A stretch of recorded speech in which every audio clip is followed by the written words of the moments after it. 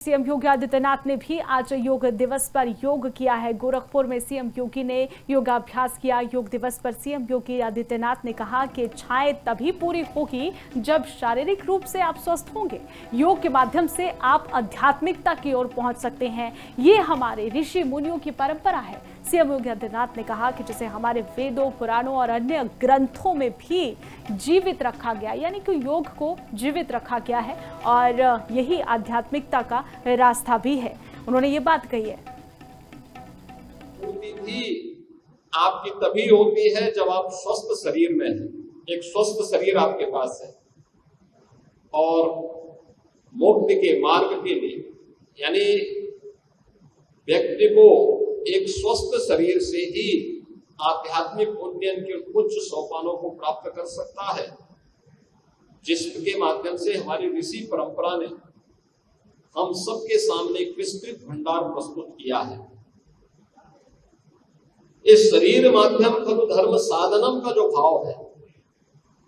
CM Yogi Adityanath ने भी आज योग दिवस पर योग किया है। गोरखपुर में सीएम योगी ने योगाभ्यास किया। योग दिवस पर सीएम योगी आदित्यनाथ ने कहा कि इच्छाएं तभी पूरी होगी जब शारीरिक रूप से आप स्वस्थ होंगे।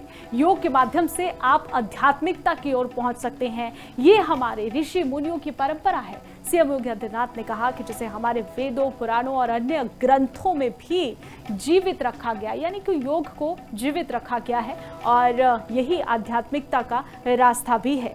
उन्होंने ये बात कही है। भी आपकी तभी होती है जब आप स्वस्थ शरीर में हैं।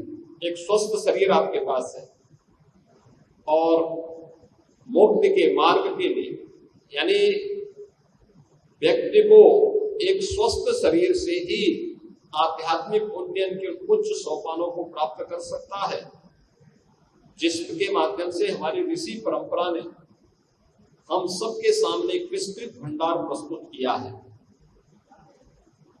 इस शरीर माध्यम खलु धर्म साधनम का जो भाव है। सीएम योगी आदित्यनाथ ने भी आज योग दिवस पर योग किया है। गोरखपुर में सीएम योगी ने योगाभ्यास किया। योग दिवस पर सीएम योगी आदित्यनाथ ने कहा कि इच्छाएं तभी पूरी होगी जब शारीरिक रूप से आप स्वस्थ होंगे।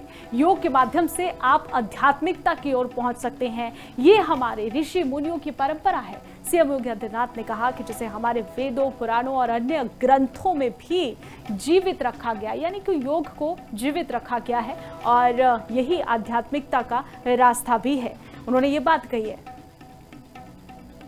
भी आपकी तभी होती है जब आप स्वस्थ शरीर में हैं। एक स्वस्थ शरीर आपके पास है और मुक्ति के मार्ग के लिए, यानी व्यक्ति को एक स्वस्थ शरीर से ही आध्यात्मिक उन्नयन के उच्च सोपानों को प्राप्त कर सकता है, जिसके माध्यम से हमारी ऋषि परंपरा ने हम सबके सामने एक विस्तृत भंडार प्रस्तुत किया है। इस शरीर माध्यम खलु धर्म साधनम का जो भाव है।